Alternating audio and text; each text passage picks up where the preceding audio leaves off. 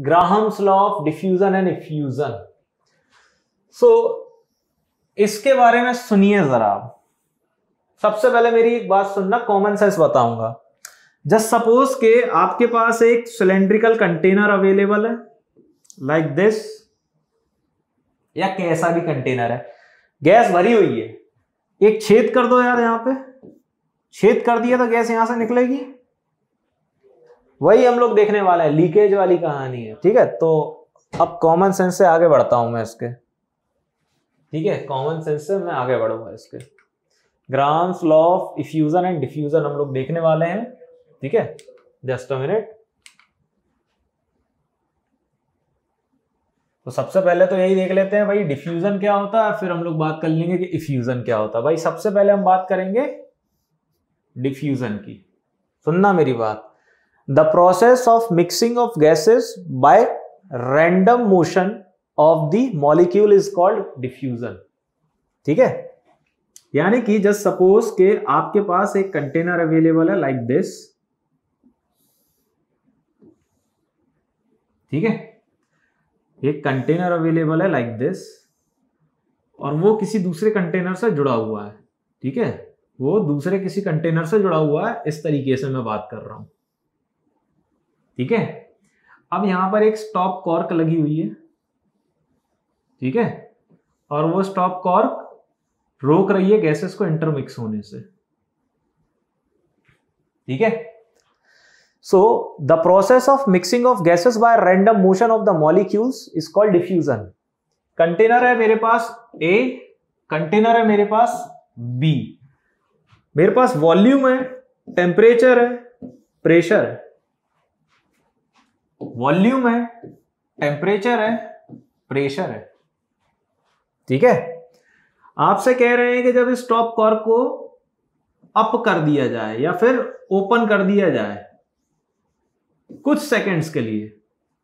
ठीक है, ओपन कर दिया जाए कुछ सेकंड्स के लिए, तो गाइस गैस का मोशन यहां पे बन जाएगा।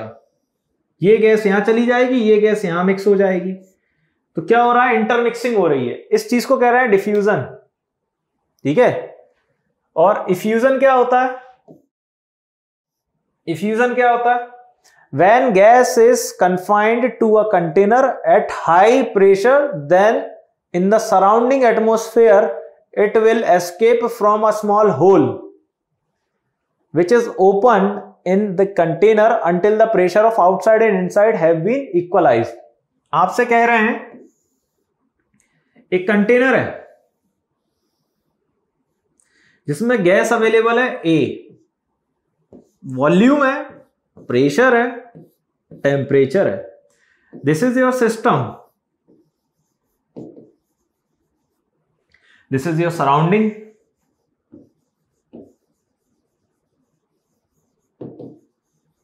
Surrounding having pressure, temperature and volume. But system में गैस जो है कंप्रेस्ड की हुई है, यानी कि अगर मैं बात करूं किसका, प्रेशर ऑफ सिस्टम और प्रेशर ऑफ सराउंडिंग, तो मैं ये कहना चाहता हूं बच्चों, जो मेरे सिस्टम का प्रेशर है वो ज्यादा है किससे, मेरे सराउंडिंग के प्रेशर से।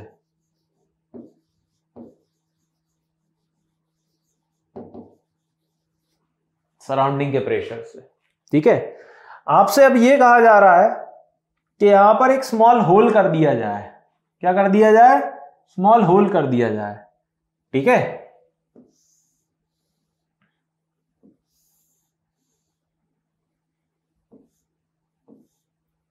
ठीक है, स्मॉल होल। ये क्या है बेटा?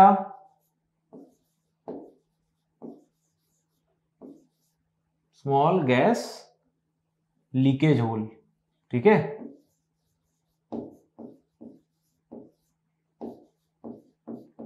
स्मॉल होल है जिसमें से गैस लीकेज हो रही है। अब ये कब तक लीक होगी गैस? यहां पे गैस तब तक लीक होगी जब तक कि आपका सिस्टम और सराउंडिंग का प्रेशर इक्वल ना हो जाए। आप लोगों ने देखा होगा कि टायर है, टायर होते हैं ना व्हीकल्स के, हाई प्रेशर पे वो गैस भरी हुई होती है, कुछ बच्चों ने निकाली भी होगी हवा, कितनी प्रेशर से बाहर आती है। स्टार्टिंग में जैसे ही अपन ने पिन लगाई इतनी प्रेशर से गैस निकली, फिर धीरे धीरे धीरे धीरे धीरे जब एटमॉस्फेयर और मतलब सराउंडिंग और उस पर्टिकुलर सिस्टम टायर का जो है प्रेशर इक्वल हो जाता है, मतलब कि अंदर और बाहर का प्रेशर अब बराबर हो चुका है, तो अब गैस बहुत स्लो बाहर निकल रही है। ठीक है, तो यही कहा जा रहा है कि इस प्रोसेस को कह रहे हैं इफ्यूजन। ठीक है, कंटेनर में छेद है, छेद से गैस निकल रही है, तब तक निकल रही जब तक कि सिस्टम और सराउंडिंग का प्रेशर बराबर ना हो जाए, इसे इफ्यूजन कह रहे हैं। तो मैं आपको बताता हूं इफ्यूजन का सीधा सिंपल सा मतलब यह है कि आपका pressure of system is equal to pressure of surrounding. ठीक है, और आपका डिफ्यूजन क्या कह रहा है, डिफ्यूजन क्या कह रहा है, इंटरमिक्सिंग हो रही है गैस की, process of mixing of gases bye random motion, random motion हो रहा है, इसे भी आप ओपन कर रहे हैं फॉर अ स्मॉल टाइम, हमेशा के लिए नहीं, स्मॉल टाइम ड्यूरेशन के लिए आप इसको ओपन कर रहे थे। ठीक है, तो ये कहानी है। अभी मान लीजिए कि गैस ए का प्रेशर PA है और गैस इसका PB है। अब जैसे इंटरमिक्स हो गए तो बस अब टोटल प्रेशर निकालने वाली कहानी आ जाएगी, तो पार्शियल प्रेशर पहले निकालो फिर टोटल। ठीक है, तो ये था grounds law of effusion and diffusion conceptually. ठीक है, अब हम बात कर लेते हैं आगे की। अब हम लोग यहां डिफरेंस देख लेते हैं थोड़ा सा। ठीक है, the difference between diffusion and effusion is that in farmer case the gas spontaneously passes through a porous partition, while in the case of diffusion the gas passed out through a small orifice or hole by applying some external pressure। ठीक है, मतलब आपसे ये कह रहे हैं कि भाई डिफ्यूजन की कहानी ये है, वो जो मैंने कंटेनर बनाया था स्टॉप कॉर्क लगा के, ठीक है, सो वो क्या था आपके लिए, एक पोरस पार्टीशन। और डिफ्यूजन की कहानी क्या है कि कंटेनर में छोटा सा छेद है, आप कंटेनर को कंप्रेस कीजिए, कंटेनर के अंदर की गैस कंप्रेस कीजिए, वो उस छेद से बाहर निकलेगी। ठीक है, टायर में भी आप क्या करते हैं, दबाते हैं ना, समझ रहे हो, तब बाहर निकलती है। तो ये डिफरेंस इतना ही है, इससे ज्यादा कोई डिफरेंस नहीं है।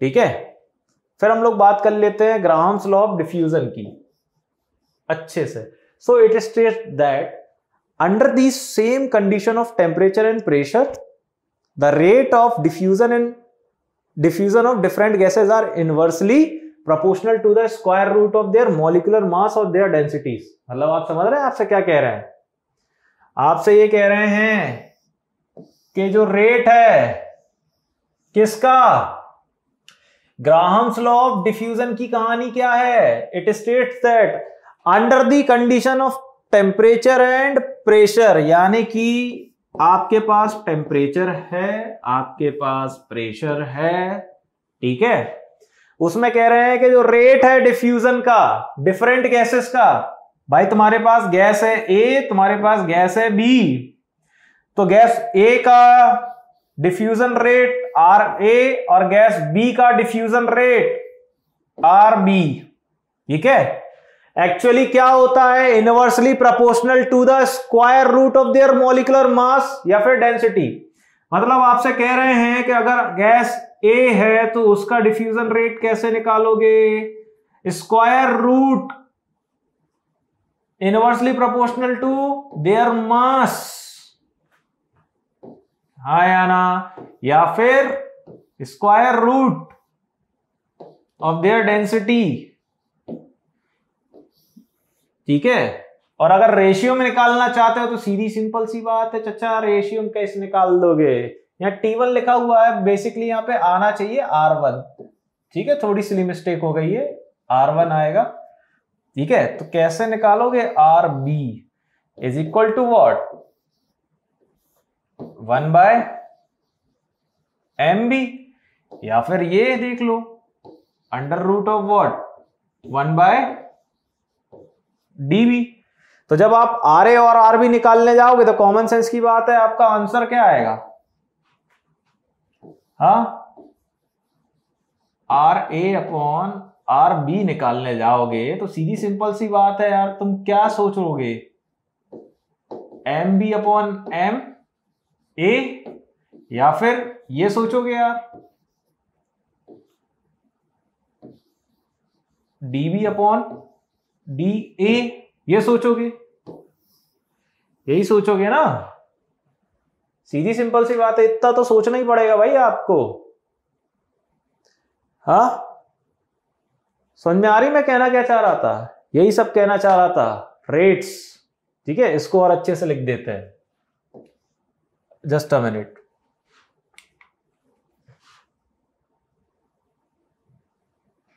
इसको लिख देते हैं अपन R1 R2। ठीक है, तो आई गेस अब चीजें क्लियर हो गई हैं। आप मान लीजिए कि आपके पास अवेलेबल थी गैस ए, ठीक है, एंड बी। सो हम रेट लिखने वाले थे आर ए के लिए किस तरीके से, inversely proportional square root of what, its mass. ठीक है, यानी कि मैं इस तरीके से लिखना चाहता हूं।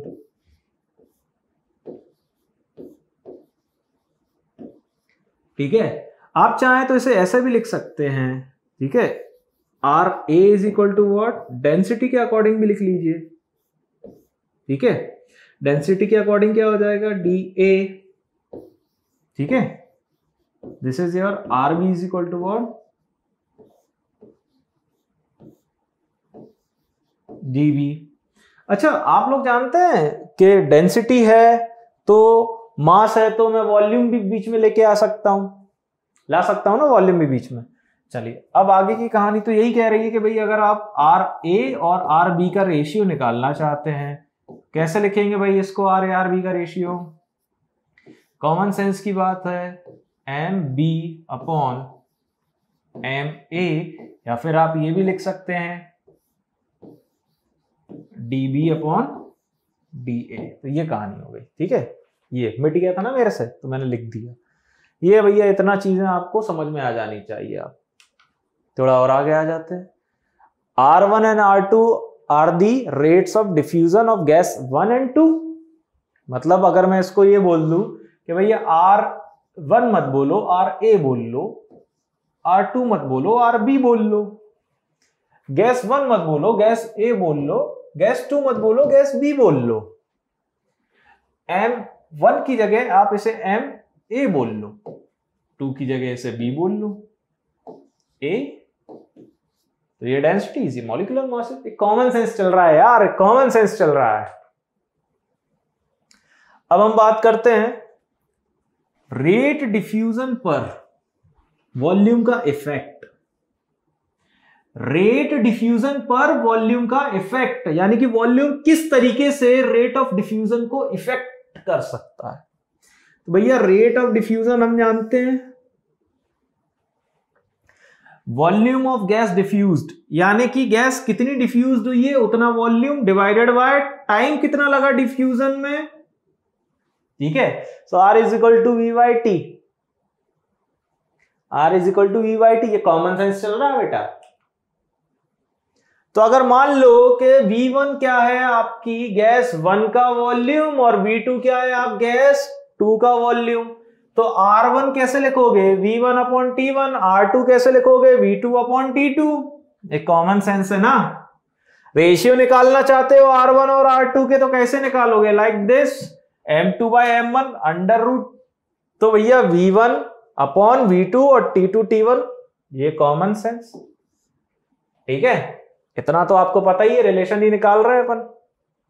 ठीक है, फिर हम लोग बात कर लेते हैं आगे की, comparison of time taken for the same volume. यानी कि आपसे पता है क्या कह रहा है, सेम वॉल्यूम का मतलब ये है कि आपसे कह रहे हैं कि V1 is equal to V2, दो गैसेस जिनका वॉल्यूम सेम है। तो अब क्या करोगे भाई, समझ रहे हो। तो अब कुछ नहीं करना, सीधी सिंपल सी बात है भाई, let the time of diffusion for the same volume of two gases T1 and T2, दो अलग अलग गैस हैं 1 और 2, तो टाइम T1 और T2 diffusion, but volume is same. तो क्या करना है तुमको भाई, R1 बाय R2 करते क्या, ये R1 लिखा है V1 बाय T1 और R2 क्या लिखा है V2 बाय T2। अब V1 और V2 तो इक्वल है तो काट दो, और ये किसके इक्वल हुआ करता था, root of D2 by D1, और ये किसके इक्वल था, root of M2 by M1। सीधी सिंपल सी आप ऐसे लिख सकते हो ना, या फिर आप ऐसे भी लिख सकते हो, बस दिखाने का तरीका बदल रहा है और कुछ नहीं, बाकी सारी चीजें सेम है। ठीक है, दिखाने का तरीका बदल रहा है, बाकी की सारी चीजें सेम है। ठीक है, अब अगर हम लोग बात कर लें, कंपेयर किसको कर रहे हैं, comparison of the volume of the gases that diffuse in same time. Same time मतलब आपसे कह रहे हैं कि बेटा आपका T1 और T2 सेम है, T1 T2 सेम है तो कुछ नहीं करना है भाई, काट दो, सेम रिप्रेजेंटेशन, सेम रिप्रेजेंटेशन ना भाई, आगे कुछ हुआ क्या तुम्हारा, ये रिलेशन आ जाएगा। ठीक है, दिखाने का तरीका बदल रहा है बस, और कुछ नहीं है, कंसेप्ट तो सेम है, कॉमन सेंस सेम है। ठीक है, ये अपन ने काट दिया सारी चीजें। आगे की कहानी फिर हम लोग बात कर लेते हैं, क्या, effect of pressure on rate of diffusion. ठीक है, पहले अपन ने क्या पढ़ा था, effect of volume on rate of diffusion. अब इफेक्ट ऑफ प्रेशर देखेंगे, तो भाई इफेक्ट ऑफ प्रेशर कैसे देखेंगे, देखो जरा क्या बोला गया है, rate of diffusion is proportional to the pressure of the gas in the container, यानी कि R is directly proportional to P, pressure बढ़ा रेट बढ़ा, तो आप इसको ये भी तो लिख सकते हो, R is inversely proportional to root of molecular mass, इसको ये भी लिख सकते हो, इसको और ये भी लिख सकते हो।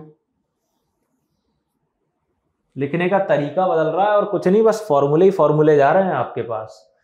ठीक है, सिर्फ फॉर्मूले जा रहे हैं। ये भी देख चुका हूं मैं, ये भी देख चुका हूं मैं। ठीक है, इन दोनों को किया कंबाइन, ये रिजल्ट आया।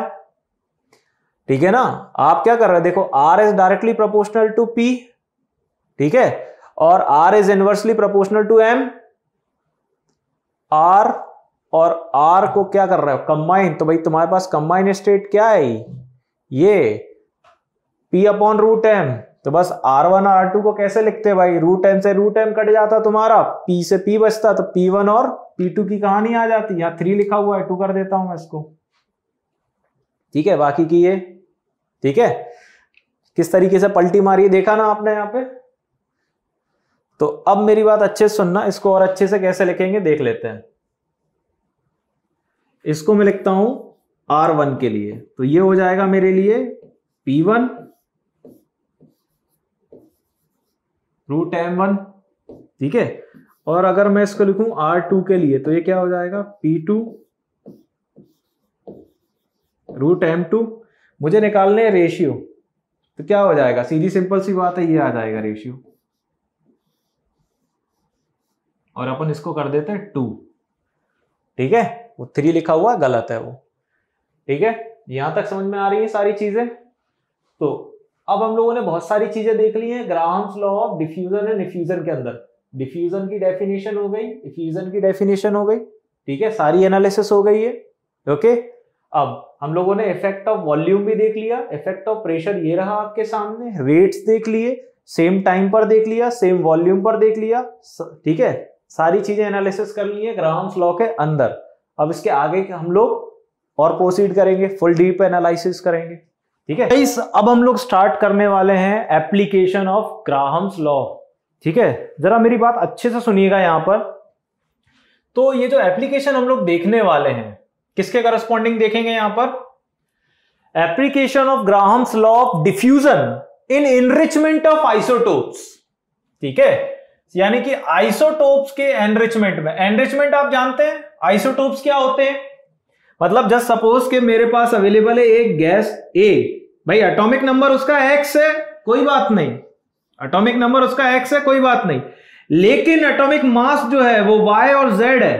ठीक है, तो ये आइसोटोप का केस है, atomic number is same but atomic mass is different. तो अब ऐसे केस में देखना है कि हम लोग कैसे सीखेंगे। हम लोग देखेंगे यहां पर application of Graham's law of diffusion in enrichment of isotopes. तो सबसे पहले बात कर लेते हैं enrichment of light component. Just imagine आपके पास एक गैसियस मिक्सचर अवेलेबल है। ठीक है, गैसियस मिक्सचर अवेलेबल है गैस A और गैस B का। ठीक है, you have a mixture of heavier gas B. आपको साफ साफ इंडिकेट कर दिया गया है कि आपकी गैस बी जो है वो हैवी है और आपकी गैस जो ए है वो लाइटर है, यानी कि मॉलिक्यूलर मास गैस बी का ज्यादा, मॉलिक्यूलर मास गैस ए का कम। सो इसे कहां पर रखा गया है? ये गैसियस मिक्सचर को रखा गया है in contact with a porous barrier, यानी कि कंटेनर के अंदर एक ऐसा पोरस बैरियर है जिससे गैस ए और बी आपस में क्या हो सकते हैं? इंटरमिक्स भी हो सकते हैं। ठीक है, अब बात कर रहे हैं the gas passing through will be enriched in lighter component by factor root of M B by M A. मैं बताना चाहता हूं कि गाइस एम ए क्या है? गैस ए का मॉलिक्यूलर मास, और एम बी क्या है? यहां पे गैस बी का मॉलिक्यूलर मास। ठीक है, सो जो यहां पर आपको दिखाया गया है एनरिचमेंट, वो दिखाया गया है लाइटर कंपोनेंट के करस्पॉन्डिंग। ठीक है, इसे कह रहे हैं एनरिचमेंट फैक्टर। इसे क्या कहा जा रहा है बच्चों? Enrichment factor. एनरिचमेंट फैक्टर क्या है? यहां पर एम ए और बी का रूट स्क्वायर रेशियो। ठीक है, सो हम जानते हैं कि जो लाइटर कंपोनेंट होता है वो बहुत जल्दी फ्यूज होता है हैवियर के कंपैरिजन में। ठीक है, so the remaining gas will be enriched in the heavier component. तो बचेगा क्या फाइनली? यहां पर the remaining gas will be enriched in the heavier component. आप समझ रहे हैं मैं कहना क्या चाह रहा हूं? जस्ट सपोज बेटा आपके पास कंटेनर अवेलेबल है लाइक दिस। ठीक है, एक पोरस बैरियर अवेलेबल है, मैं बना देता हूं एक पोरस बैरियर अवेलेबल, इस तरीके से मैं ड्रॉ कर दे रहा हूं। अब मुझे करना क्या है? यहां पे ये जो पोरस बैरियर है यहां से आपको क्या देखना है? लाइटर और हैवियर का क्या? डिफ्यूजन। ठीक है, अब कौन डिफ्यूज होगा, कौन डिफ्यूज होगा, ये कहानी है भाई। तो इसे और अच्छे से कैसे देख सकते हैं? सुनिएगा। Each passage gives an enrichment factor equal to root mb upon ma and so thousand of such barriers, अगर ऐसे बहुत सारे बैरियर्स लगा दिए जाएं सक्सेसरी, ठीक है, तो आपको एक क्या मिलेगा? हैवियर कंपोनेंट का सफिशिएंट एनरिचमेंट मिलेगा। Thus this enrichment factor for first barrier, पहली बार, तो आप इसे कैसे दिखाएंगे भाई? ये enrichment factor first time, second time के लिए F2 कर दोगे, हम तो n टाइम्स भी देखेंगे। सो गाइस अगर मैं बात करूं overall separation for enrichment factor is what guys? F is equal to Na divided by NB upon Na divided by NB। भाई देख रहे हैं यार, डैश लगा हुआ है, Na dash NB dash upon Na and NB। Simple सी बात लिखी हुई है क्या? ओवरऑल फैक्टर की। तो यहां पर आपको यह भी बताया जा रहा है कि Na और NB, ठीक है, N डैश A और N डैश B, ये क्या है? Concentration of two isotopically different component before and after, यानी कि यहां पर फाइनल और इनिशियल सिचुएशन, फाइनल इनिशियल, ठीक है, before and after. If required enrichment of gas is attained in X operation then, अब मेरी बात अच्छे से सुनिएगा, फर्स्ट टाइम एनरिचमेंट फैक्टर देखें एफ एक्स ऑपरेशन की बात हो रही है, यानी कि एक परमानेंट ऑपरेशन की। तो गाइस फाइनल और इनिशियल का रेशियो दिखाया जा रहा है, F1 of x operation is equal to what? N dash A upon N dash B। These are the molar ratio of final, मतलब after, divided by Na before effusion. ठीक है ना? सो अगर मैं बात करूं तो लॉग लेना पड़ेगा मुझे, तो मैं क्या लिखूंगा? F या फिर x log F1। भाई जब लॉग लेते हैं तो x यहां पे आ जाता है, सीधी सिंपल सी बात है। So x log F1 is equal to what? Log of N dash A upon N dash B divided by, whole divided by Na upon NB। इसको और अच्छे से कैसे लिख सकते हैं भाई? सीधी सिंपल सी बात है, सीधी सिंपल सी बात है। कैसे लिखोगे? x log of what guys? MB upon MA। अगर आप ये जो MB लिखा हुआ है, ये जो MA लिखा हुआ है, इसका रूट हटाना चाहते हो तो सीधी सिंपल सी बात है, कैसे लिखोगे इसको? 1/2 करके लिखोगे, 1/2 करके लिखोगे, सीधी सिंपल सी बात है, रूट हटाओगे तो इसे और अच्छे से कैसे लिख रहे हैं यहां पे, और अच्छे से कैसे लिख रहे हैं देखो जरा, that is equal to what, log of n dash a upon n dash b का whole divided by na by nb। और अच्छे से देख लो जरा, अब ये जो 1/2 लिखा है इसे हम क्या करेंगे, x/2 में डाल देंगे। ये जो 1/2 लिखा है थोड़ी मैथमेटिक्स लग रही है, x/2 log of mb upon ma minus log of what n dash a divided by n dash b का whole division for what na divided by nb। Finally ये 2 को भेजेंगे कहां, मल्टीप्लीकेशन में, तो भाई कैसे लिखेंगे फिर finally, x is equal to what 2 log of this divided by this. ठीक है, तो ये पूरा का पूरा क्या है आपका, एक एनरिचमेंट फैक्टर है। कब, जब आपको आइसोटोपिकली एप्लीकेशन देखना है ग्राम्स लॉ का। थोड़ा बैक चलते हैं, पीछे चलते हैं, स्टार्टिंग स्टेज पे आते हैं, बिल्कुल स्टार्टिंग स्टेज पे। ठीक है, तो आपको यही समझना है कि जब आपके पास हैवियर गैस बी और लाइटर गैस ए का मिक्सचर अवेलेबल है, ठीक है, if a mixture of heavier gas B and a lighter gas A is placed in contact with a porous barrier, so the gas passing through will be enriched, the gas passing through will be enriched in lighter component। तो जो gas pass हो रही है वो lighter component के according पास हो रही है, so the gas passing through will be enriched in lighter component by a factor of root mb upon ma, that is called as enrichment factor। Because हम जानते हैं कि जो लाइटर मॉलिक्यूल्स होते हैं effuse more rapidly than heavier ones, heavy component के comparison में lighter component बहुत जल्दी फ्यूज होते हैं। ठीक है, सो द रिमेनिंग गैस, अब जो बच गई है, so remaining gas will be enrich in the heavier component. अब जो बच गया वो हैवियर कंपोनेंट है आपका, लाइटर तो पास हो गई, बचा क्या, हैवियर, कॉमन सेंस। सो आपसे यही कह रहे हैं कि each passage gives an enrichment factor, यानी कि ये कितनी बार होगी प्रोसेस, तो equal to root of mb upon ma। और अगर मान लीजिए कि 1000 टाइम्स की बात हो रही है, तो ऐसे बहुत सारे 1000 of such barriers in succession are necessarily to provide sufficient enrichment of heavier component, successively जुड़े हुए हैं ऐसे बैरियर्स। तो एनरिचमेंट फैक्टर फर्स्ट बैरियर के लिए देखें या फर्स्ट ऑपरेशन, देखो भाई फर्स्ट बैरियर बोल लो या फर्स्ट ऑपरेशन बोल लो, एक ही बात है, उसको एक आइडेंटिटी दे देते हैं लाइक x टाइम्स। ठीक है, फर्स्ट बैरियर को x बोल दिया, सेकंड बैरियर को y बोल देंगे, तो F1 लिखा हुआ है तो that is what root of mb upon ma। अब अगर यही ऑपरेशन x टाइम का है तो आप सीधी सीधी बताओगे क्या, this is the operation of first barrier is equal to what mb upon ma का रूट। ठीक है, इसे और अच्छे से कैसे लिखेंगे भाई, लॉग लिया मैंने, लॉग में ऐसे लिख दूंगा x लॉग F1, मुझे वो उधर से रूट हटाना है तो मैं क्या लिख दूंगा, सीधी सिंपल सी बात है mb अपॉन ma, यहां पे मैं 1/2 चढ़ा दूंगा। ये मेरे लिए आसान काम है ना ये सब करना, मैथमेटिक्स सीखी है मैंने। तो हम ये कह रहे हैं कि ओवरऑल सेपरेशन यानी कि हैवियर कंपोनेंट और लाइटर कंपोनेंट का सेपरेशन, पहले वो मिक्सचर थे अब वो सेपरेट हो रहे हैं। तो ओवरऑल सेपरेशन या फिर एनरिचमेंट फैक्टर कैसे दिखाएंगे आप यहां पे, ओवरऑल मतलब कि अब पूरा एंटायर जितने भी बैरियर्स हैं सारे बैरियर्स मिला के, ठीक है, या जितने भी ऑपरेशंस हैं सारे ऑपरेशंस मिला के। तो F is equal to what guys, n dash a upon n dash b divided by na divided by nb। ठीक है, सो na और nb क्या है, बिफोर, और n डैश a और n डैश b क्या है, आफ्टर। ठीक है, सो na nb and n dash a n dash b are the concentration of two isotopically different components before and after।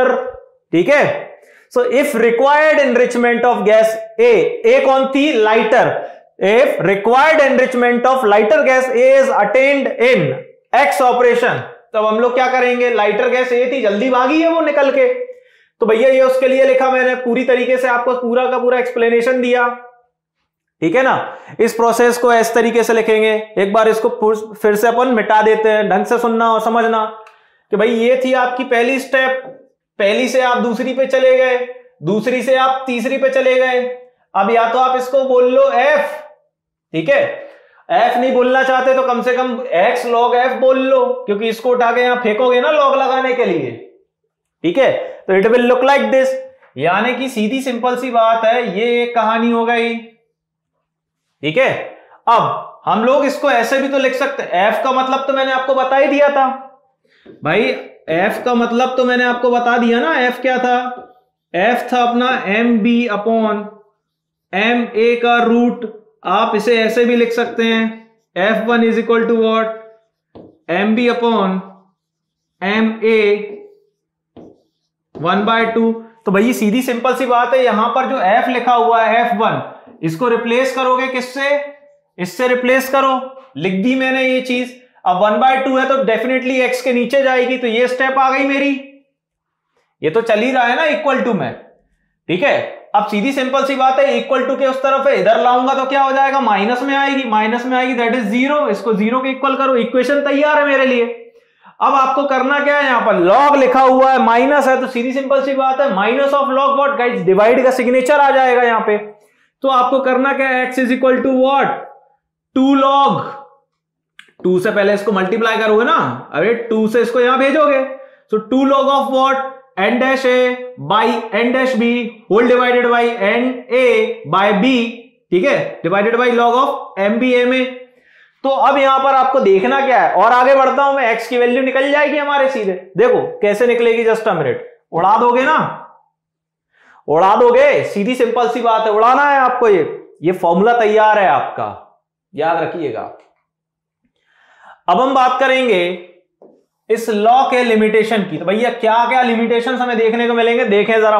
पहला पॉइंट, फर्स्ट पॉइंट क्या है, the law of diffusion and diffusion are applicable only when the pressure difference is very small. जब आपका pressure difference कितना है, बहुत ही कम हो। अब जस्ट सपोज के मान लीजिए कि पी आई आपका दे रखा है 180 एम, ठीक है, और पीएफ आपका दे रखा है 1080 एम। अब अगर मैं डिफरेंस देखने जाऊंगा तो 9 का डिफरेंस, अबे तो लार्ज डिफरेंस है, ये मेरे को देखना ही नहीं है, ये देखना ही नहीं ना, मैं काई के लिए बात कर रहा हूं, मैं बात कर रहा हूं कि भाई प्रेशर डिफरेंस क्या है भाई, स्मॉल है आपका, प्रेशर डिफरेंस इज स्मॉल। अब प्रेशर डिफरेंस स्मॉल है तभी तो आपका लॉ ऑफ डिफ्यूजन और रिफ्यूजन एप्लीकेबल है, अदरवाइज नहीं है। सेकंड पॉइंट, अगर करेक्टली बोला जाए, the rate of diffusion and rate of effusion are not constant throughout the time interval.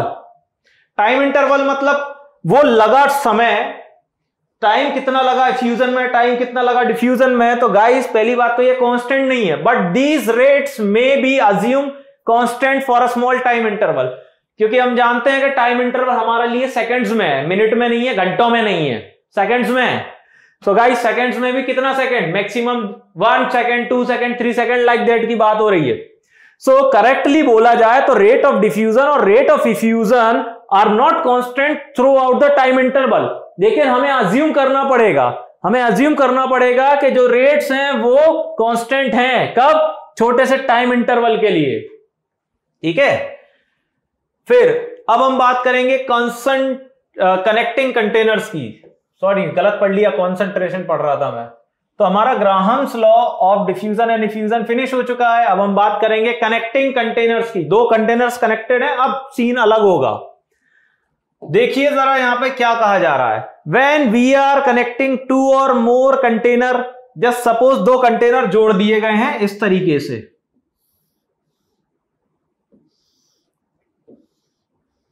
ठीक है, 2 कंटेनर जोड़ दिए गए हैं like this.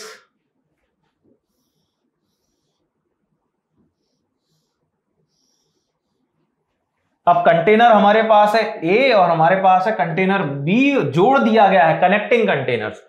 When we are connecting 2 और मोर कंटेनर, मैं 2 ही जोड़ रहा हूं, ठीक है, then movement of any component of gas, मान लीजिए इसमें गैस अवेलेबल है X और इसमें गैस अवेलेबल है क्या, Y, ठीक है।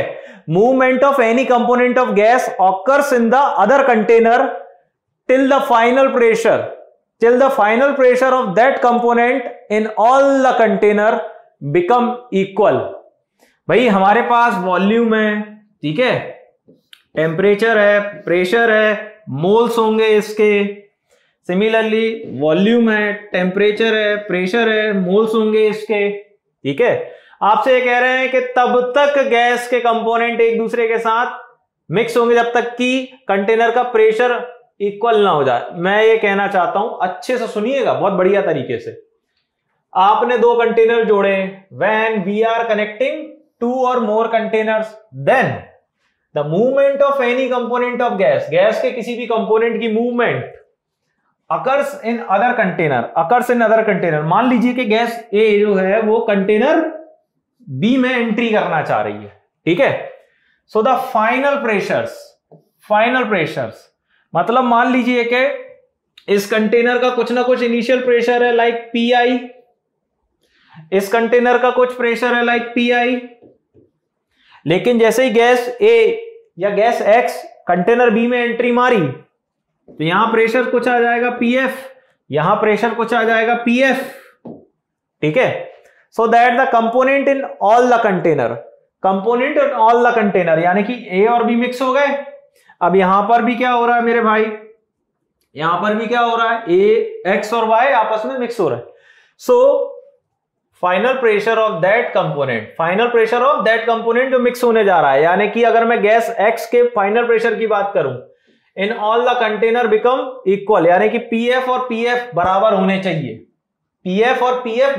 चाहिए, इनिशियल कुछ भी हूं, गैस एक्स के केस में और गैस वाई के केस में पीएफ और पीएफ बराबर होने चाहिए, ये कह रहे हैं, ठीक है। That means partial pressure become equals, बिल्कुल सही बात है। Partial pressure of gas X, partial pressure of gas Y, PF और पीएफ की बात जो हो रही है वो किसके केस में हो रही है, partial pressure of gas X is equal to partial pressure of gas Y, ठीक है, इक्वल। सेकेंड पॉइंट क्या है, अब हमें कैलकुलेट करना है, to calculate composition of gaseous mixture. अब हमें गैसियस मिक्सचर का कंपोनेंट कैलकुलेट करना है इन एनी कंटेनर, चाहे वो ए में करो चाहे बी में करो। So we will use law of diffusion.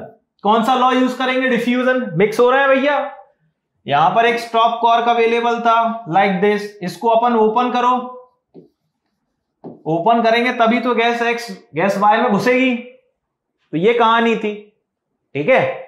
फिर हम बात करेंगे बैरोमेट्रिक प्रेशर डिस्ट्रीब्यूशन की। तो भैया बैरोमेट्रिक प्रेशर डिस्ट्रीब्यूशन देख लेते हैं एक बार, ठीक है। बैरोमेट्रिक प्रेशर डिस्ट्रीब्यूशन कैसे देखेंगे, आइए मैदान में। Just suppose in case of air को इमेजिन किया जा रहा है कि तुम आइडियल गैस हो। So in case of air density depends on pressure, density जो है प्रेशर पे डिपेंड कर रही है। अब जितना ज्यादा प्रेशर, इसका मतलब क्या है बेटा, गैसियस पार्टिकल्स एक दूसरे के करीब है, पास है, डेंसिटी ज्यादा है, हाई डेंस है। So in case of air या फिर in case of ideal gas density depend on pressure. So we can not calculate pressure difference between two points directly as HDG। दो पॉइंट्स के बीच में आप डायरेक्टली प्रेशर डिफरेंस कैलकुलेट नहीं कर सकते, ठीक है। आपको उसके लिए कुछ कंडीशन देखनी पड़ेगी। Assume in case of air composition air and temperature is constant through out. Air के कंपोजिशन, अब एयर में तो कई सारी गैसेस मिक्सचर है, मान लो O2 भी आ गई, N2 भी आ गई, CO2 भी आ गई, SO2 भी आ गई, ओजोन भी आ गई, भाई एयर के कंपोजिशन है ये। So in case of air composition of air like different gases and temperature is constant throughout। तो भाई आपको करना क्या है, suppose pressure at height H, ठीक है, pressure at height H from the ground level is P, ठीक है। भाई आपसे ये कह रहे हैं कि ये ग्राउंड लेवल है, इससे H0 हाइट ले लेते हैं, H0 हाइट हो गई, ठीक है। उस H0 हाइट पर प्रेशर जो है दैट इज P0, ठीक है। Suppose pressure at height H0, इसको नोट कर देते हैं अपन, H0 बोल देते हैं इसको बोल देते हैं, ये रहा, from the ground level is P0 and height increased by DH। अब इस H को हल्का सा इंक्रीज कर दो लाइक दिस, कितना इंक्रीज किया, ये हो गया आपका DH और यहां तक तो था H, ठीक है। आपने बिल्कुल स्लाइटली इंक्रीज किया है, क्या किया है बेटा, स्लाइटली इंक्रीज किया है दिस। तो अब आपका प्रेशर भी क्या हो जाएगा बेटा, किसके अकॉर्डिंग इंक्रीज हो जाएगा, डीपी से इंक्रीज हो जाएगा। तो ये डीएच के साथ आपका प्रेशर क्या हो जाएगा, डीपी, हल्का सा स्लाइटली इंक्रीज हुआ। So pressure difference between 2 point is, अब 2 पॉइंट पर प्रेशर देखना है। मान लीजिए आपके पास पॉइंट था H, ठीक है, आपके पास पॉइंट था DH। पॉइंट H पर आपका प्रेशर था P नॉट, ठीक है, H नॉट पर P नॉट प्रेशर था, DH पर DP, मतलब DP से इंक्रीज हुआ, ठीक है। तो अब जो DH है वो एक्चुअल में DH था क्या, DH था क्या वो हमें देखना। H में हम लोगों ने जोड़ दिया थोड़ा सा हल्का सा, तो ये डिफरेंस आया है, ठीक है। अब डिफरेंस किस तरीके से आएगा ये देखिए, यह है आपकी main height H, ground level पर प्रेशर है P नॉट, H हाइट पर प्रेशर था P, DH हाइट पर प्रेशर था P माइनस DP। समझ रहे हैं मेरी बात, ये डिफरेंस है, ये डिफरेंस है आपका। सो इतनी सारी चीजें क्लियर हो गई हैं, हाँ या ना, इतनी सारी चीजें क्लियर हो गई होंगी आपकी। अब करना क्या है, तो भैया प्रेशर तो हो गया P minus DP at height DH, at height DH, तो भैया ओवरऑल प्रेशर अपन निपटा रहे हैं, तो क्या लिखोगे, P minus DP minus P is equal to DH into D into G। इसे और अच्छे से कैसे लिखेंगे, कैसे लिखेंगे, minus of DP is equal to what, DH PM upon RT। भाई इसको क्या लिखोगे, P को क्या लिखते हो, P को क्या लिखोगे, PV is equal to NRT ना, तो PV is equal to NRT की जगह अपन ने ये भी लिख दिया, PM is equal to DRT लिख सकते हैं अपन, वॉल्यूम को मास और डेंसिटी से रिप्लेस कर दिया, ठीक है। तो अपन इस तरीके से लिखे, फिर इंटीग्रेशन किया, लिमिट लगाई P से P नॉट की, ठीक है, P से P नॉट की, minus of DP upon by P is equal to mg upon RT, limit लगाई, इंटीग्रेशन किया, 0 टू h की लिमिट लगी, DH लिखा अपन ने, ln की फॉर्म में लिखा, लिखे लिखे लिखे और फाइनल रिलेशनशिप जनरेट किया, ठीक है। ये क्या था, बैरोमेट्रिक प्रेशर डिस्ट्रीब्यूशन था आपका, ये क्या था, बैरोमेट्रिक प्रेशर डिस्ट्रीब्यूशन। समझ में आ रही मेरी बात यहां तक, तो आई गेस यहां तक क्लियर है। आगे बढ़ जाएंगे अब हम लोग, तो m यहां पे क्या है, molar mass of air, that would be in kilojoule per mole, g बोले तो 9.8 metre per second square, this is your gravity या एक्सेलरेशन भी बोल सकते हैं पार्टिकल्स का। Now h is your height in metre, ठीक है, in barometer, r is this, ठीक है, गैस कांस्टेंट है, आइडियल गैस कांस्टेंट।